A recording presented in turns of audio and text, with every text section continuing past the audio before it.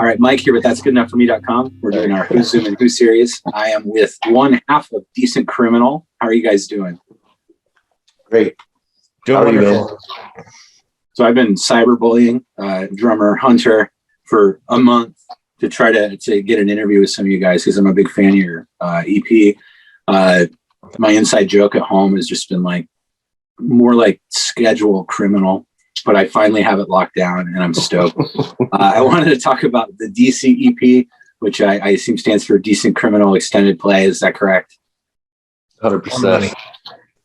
Now, 3 songs. It's a bold statement for an EP, but they are 3 of the most well-crafted punk rock, alternative, surf, whatever the fuck you want to call it, songs that I've heard in a very long time. So I wanted to dive right in and talk about the EP, where it was recorded, and just really the direction that you guys have as songwriters. I know that you each sing on the songs. So let's start with you, Tristan.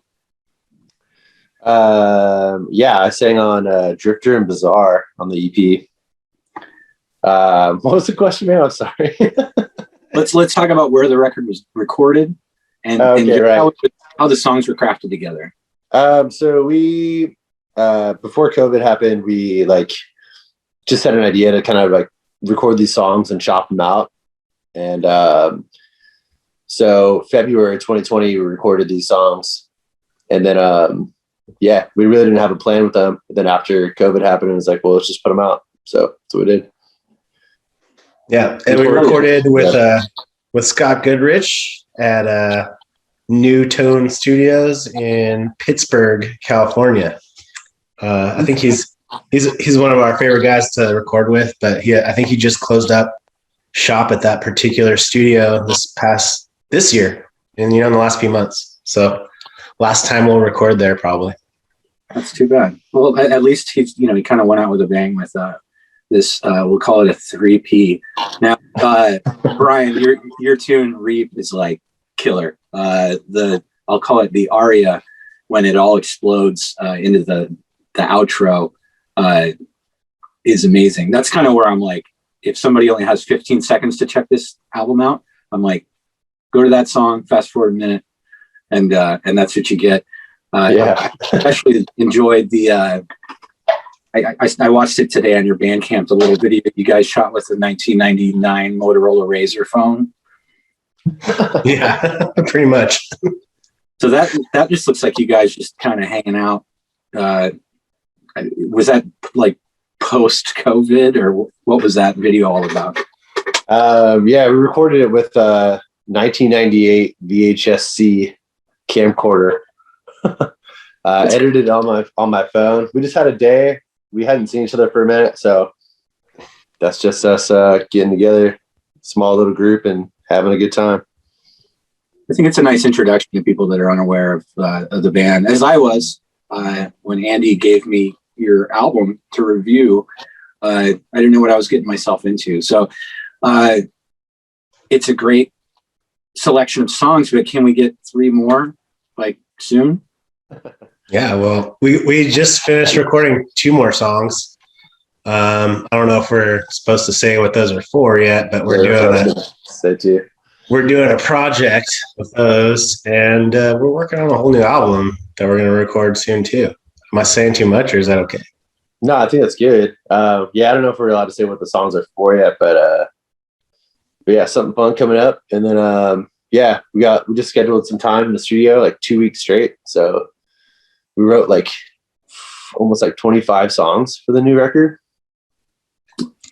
That's a lot of time this last year to write songs. So I've had writer's block for the last 5 years, it feels like, and then all of a sudden started pumping them out this last year, which is nice. Yeah, I learned that the last year, kick someone in the ass and working harder creatively, or made them actually screech to a halt creatively. Totally. We're getting 25 new songs that are comparable to those 3. Then I'm a happy camper. And of course, in the States, anyways, the 3P was put out by Andy Pohl's Sell the Heart record label. I wanted to talk about your relationship with Andy, with Tsunami Bomb, and with the label. You want to take it? Go ahead. Well, we're originally we all met in Santa Rosa. Tristan and Hunter grew up there, and I lived there for a really long time. And Andy was living there, so we've known him for many years. He put out a compilation that my old band was on and Tristan's old band was on, and like the original version of Decentcriminal was on. So he's been, really supporting the scene, and putting out records for a really long time. And we were really happy to work with him on the kind of repress of Bliss and also on this new project as well. Yeah. Tsunami Bomb is one of those bands. It's like from the Bay Area that I grew up watching at like the Phoenix. This is like local club, Petaluma, just south of Santa Rosa. And so it's kind of cool, kind of full circle there as far as like growing up and going to their shows and then, working with someone in their band to put out your record. It's kind of nice. Yeah, he's a friend of the show. I'm currently like holding on to an interview that I did with him that he's setting aside because they didn't have anything like really time sensitive. And some of my other interviews have been like, oh my God, their CD's coming out, like their album's coming out like at the end of next week. So we need to try to rush this. So I'm excited to reevaluate my interview with him about Tsunami Bomb and his label. But moving on, you're kind of genre bending in a lot of different directions. So anybody that's describing your sound is saying like punk, surf, alternative. It's funny to listen to what people want to call it, but we don't really care about what it's called. It's all good. Yeah, well, it's good, and I think that just kind of shows how limitless you're willing to take your sound, and I think that's why those 3 songs are so good. It's because it's just like fuck it, let's do this here, let's do this here. But I'm hearing the word 90s a lot, or I'm reading the word 90s a lot when describing your music, so I kind of wanted to go around, myself included. Let's talk about a little bit of the 90s influence that might affect us as songwriters. And Tristan, I'll start with you. Oh, man.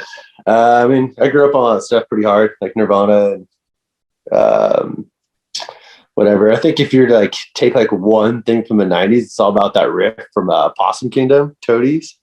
Oh, I think if you're like if you're pulling that riff out, like that type of like bendy shit.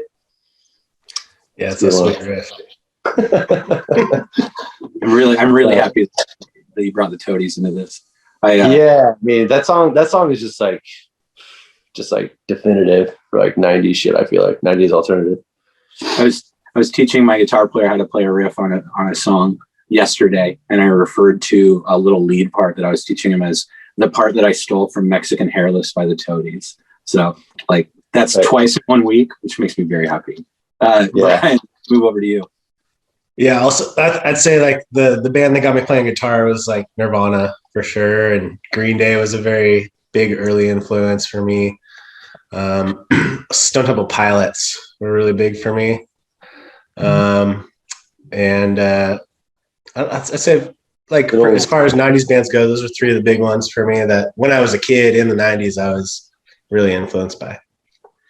And this is what I was saving in the before I started rolling this was we all found out, me and all my shithead friends found out that you could sign up for the BMG Music Club and get your like 11 free CDs for a penny.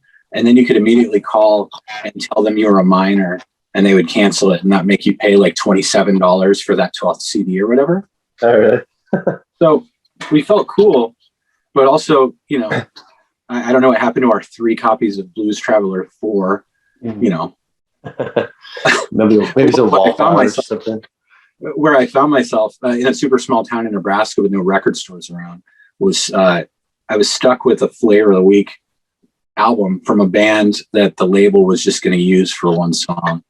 And it forced me to think outside the box and like dig deeper into Sparkle and Fade by Everclear, for example, or a Goo Goo Dolls record and really find like there's got to be some deep cuts on here that don't suck ass. And it kind of turned me into a little like elementary school hipster kid, but it stuck with me long enough that I think it actually did end up influencing some of my decisions as a songwriter. So yeah, well, I think we were talking about that earlier a little bit, or before Brian got here, I guess. But I had to like, it took me like a while to like shake off that hater shit. You know what I mean? Like, cause you grow up like being into those bands and like, you think like no one else is into them or something. And like, you know, you just feel like they're yours and like whatever. And then you're all like judgmental about other music and shit. So I had to like shake that off over the years, you know, kind of like you were talking about. Come on, football player guy. You don't know shit about Hootie and the Blowfish's deep cut. But no, that's great. You know, I think I referred to Jane's Addiction or Porno for Pyros when I was describing one of the songs on the DC EP.